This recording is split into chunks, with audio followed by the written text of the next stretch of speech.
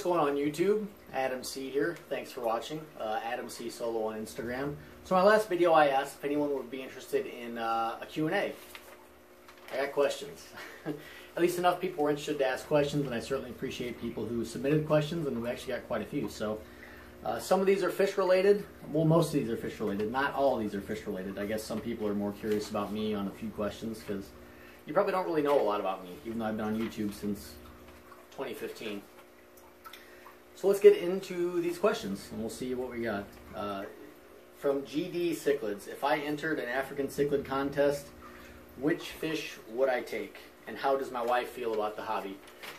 I would probably take either my Ornatus or my Phoenochila Star Sapphire. They're just the oldest fish I have and they're fully mature. They have really good color. Not many of the other fish that I have are, in all honesty, full grown, so those are probably the two that are, the best example of their species. Thanks to GD. Number 2 from D Rice, D-R-E-I-S, Drice. I don't know how you say the name. I'm going to have that a lot, where I don't know how to say your name. What is my favorite cichlid that I'm currently keeping, and what is my dream fish? Currently, I mean, God, that changes almost every week. Currently is probably my Taeniolephanop versicauda yellow, just because they're currently breeding. I've never kept them before, and they're really cool to watch. What would be my dream fish?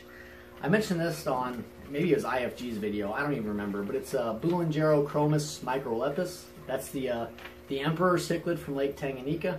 Why don't I have it? It's because it gets 3 feet long, and you would need, like, it shouldn't even be in a tank unless it's like 15 foot long and 3 foot wide. It needs to be in a pond or just left out of the fish keeping hobby in general. I mean, it legitimately gets 36 inches long. There's one at my local fish store, and it's 30 inches, and it's not even that old. But it's awesome. And if I could have it, I would have it. Next one, from Juice M. How did I start in the hobby? In college, I played baseball. After college, I played baseball semi-pro. That took a lot of my time up. I didn't have any free time. And I like not having free time. I like doing stuff all the time. Then I was a pitcher. I blew my shoulder out. Can't play baseball if your shoulder doesn't work. So I had a lot of free time on my hands. Started a new job, and then I needed something to do on my free time. And we kept fish when I was younger. My parents did, so it was something easy to go back to, and I just loved it. So I've been doing it ever since, and that's been probably 10 years ago. Okay, next question from Cichlidscape. Have you ever thought about setting up a non-African cichlid community tank? Yes, I have. Yes and no. It depends on what your consideration of a community tank is. I do want to, in the next year, do a discus tank with some tetras in there. I've never kept discus, but I want to do it right. I want to do like a really legitimate discus tank with all the plants and the limbs and everything. I think I can do it. I'm sure it's going to be a lot of work, but I'm really looking forward to doing it. I've never kept a community tank like what you would think of as a community tank with cories and angelfish and stuff like that. Next question from C Cessna. What celebrity are you told that you look like? And do you have any tattoos? So he has no interest in the fish, but anyway, I'm told quite often that I look like Chris Harrison from The Bachelor, probably because we both have pointy noses, I guess. And I'm also, when I have shorter hair, I've also been told that I look like PETA from The Hunger Games. I guess, I don't know. I've had more than one person tell me that also. Tattoos, I do have a tattoo on my shoulder. It's the painting of Starry Night by Vincent van Gogh. It goes from here kind of all the way around the back, covers my whole shoulder. You don't want to see it, I'm not going to show it to you. It's a good looking tattoo. It took like 8 hours to get. It took a long time. But that's what I have. Number 6, from Ken P. When growing out fish, how and when do you decide they are ready for the show tank? That is a hard one, Ken, and if you saw not long ago, I failed at that because I moved some of my Buccochromis heterotania into the show tank, throw them out, and one got eaten. So, and that's a hard question to answer, really. If the fish are acting bold enough where I think they won't be bullied, and I don't think they will be eaten. Clearly, I didn't estimate that properly earlier, so I'm going to be safer on it. Again, a 6-inch fish ate a 4.5-inch fish, so there wasn't a lot of difference there. It does worry me. 7 from Mike Winans. Is it okay to mix peaceful cichlids with aggressive cichlids, or should I try to keep the same temperament together? If you're mixing peaceful cichlids and aggressive cichlids, you're just probably asking for trouble. I don't know exactly what fish you're talking about. But if I try to mix, more peaceful cichlids in like the 220, say, I don't know, what are some of the more mild Copetochromis versus some of the more, aggressive predator haps.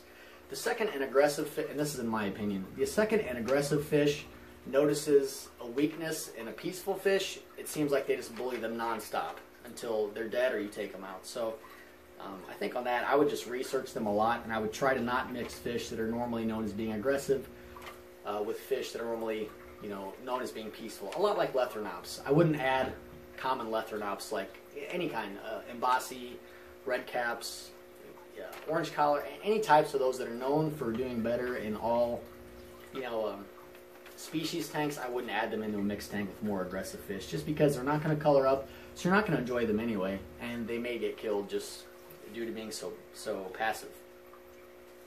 Next question from Ruben Rivera Jr.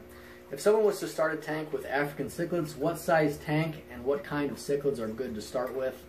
I don't remember if it was Jay Wilson, someone touched on this not long ago on a Q&A, and I agreed with it. Something around a 55 is a good tank to start with, I think. And if you're going to go with cichlids, you just go with something easy like Yellow Labs or ACI. Actually, whoever mentioned that, their answer was exactly what I would have said. Because the first cichlids I kept were Yellow Labs and they were ACI, and they mixed together, they looked great, and they were really easy to take care of. So I assumed that all cichlids were that easy, and then I moved on to other Mbuna, which were a freaking nightmare. So I would definitely, if I was starting, go with something in the 55 range, because it's really easy to manage a tank that size if you just have the one tank. Next question, Steve's Aquatics. I guess I have 12 questions. Okay, this is 9. Steve's Aquatics. Is there a species of hap that you want for your show tank, but for whatever reason it didn't work out? I'm kind of answering these on the fly. I didn't think of any, I didn't think of these answers before I read it. I would have to think. Fish that didn't work out, probably not just one specific fish, but I tried the Bucochromis lepturus green breeding group, and that was just a total nightmare. I tried to breed them in a 125. You can't breed those fish in a 125 that well, in my opinion. They were always just right up in each other's face, fought nonstop. I really think they needed a bigger tank. I had high hopes going in for them because I looked for them for like 2 years to find a breeding group, and I got them, and from day one, it was just an instant problem in the 125. So I had to move them to the 220. Didn't even work in there. I kept one male, moved the rest out. They're gone. It was not working. And it costs a lot of money because whatever fish you buy, you never seem to sell them for as much as you paid for them. At least I don't. Actually, going back to question number 1, I skipped on GD cichlids. I forgot the second part of this question. How does my wife feel about the hobby? If you would ask my wife about the hobby, you'd probably get an eye roll. She likes looking at the fish. She thinks they're pretty. When we have kids come over, they love looking at the fish tanks. But when I'm doing stuff like videos, water changes, stripping fish, the more stuff you get deep into the hobby with, and when it grew from 2 tanks to 4 to 10, she kind of rolls her eyes, but in a good way. She lets me do it. Not that I need permission. Maybe I do need permission, but she likes that I like it. She loves that I have a hobby that I enjoy. She has her things. She redoes furniture, sells it, all that stuff. So she's got her thing. She's happy I have my thing. That way, we can have time away from each other. She can do her thing. I can do mine. We both have our interests. Seems to work out well. Sorry, I missed that earlier. Number 11 from Rymax Cichlids. How much filtration would be too much for a 125? For example, 6 FX6s causing a vortex to another world. That's a lot of filtration. But if I thought it'd take me to another world, I'd probably do it. On my 125, I've got an FX6 and a Sunsun 304B. Granted, it's slightly stocked with just those Teniolethrinops, and that does more than enough. More filtration is never going to hurt the fish, but also consider on the filters that you have, they provide, the benefit that they provide is that there's media in there that can store beneficial bacteria that can, it eats and gets rid of the waste in the tank. you can only have, your fish only produce so much for the beneficial bacteria to live off of. If you have 10 fish in your tank and you have 4 canister filters, they're probably not even going to produce enough waste to support all the beneficial bacteria in all of those filters. So really, you get to a point where you don't even need it anymore. I mean, you could have 10 filters in there, but if you don't have many fish in there, they're just not going to produce enough to seed all of those filters, and you're going to be wasting electric, wasting filter space. So really, on any 125, I try to go like 800 gallons of filtration on the 125, and I think I overdo it a lot. I had sponge filters, I had other stuff. It totally depends on the type of fish that you keep. Community fish don't produce a ton of waste. Big cichlids do. South Americans produce a ton.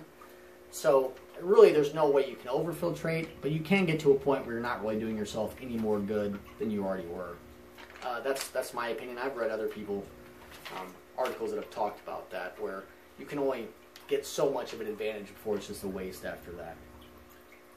Last question from Bane Brain, and this is a list of questions from him. With a limited number of tanks, how do you decide which fish goes where? It's whatever fish I think will get along and won't eat each other. That's when I feel comfortable to move them. Do I ever run out of room? All the time. If I could get more tanks, I would. But like I've said before, my fish room in the garage takes up space that my wife thought she was going to have for a treadmill. So that's where I'm at. I'm stuck here. I can't justify getting more. 10 tanks. That's all I've got, and I wish I could have more, but I can't. Ideal number of tanks for a single species. Well, you want the tank that they breed in, whatever you consider the larger tank. And then it depends on how quickly you plan to sell the fry. If you plan to sell them at like an inch, you could grow them out in like a 20-gallon. If they produce a lot, then you're going to need more than one 20-gallon to grow out certain fish, because you won't be able to have 1-inch fish with 2-inch fish or 3-inch fish most of the time, because they'll pick on each other.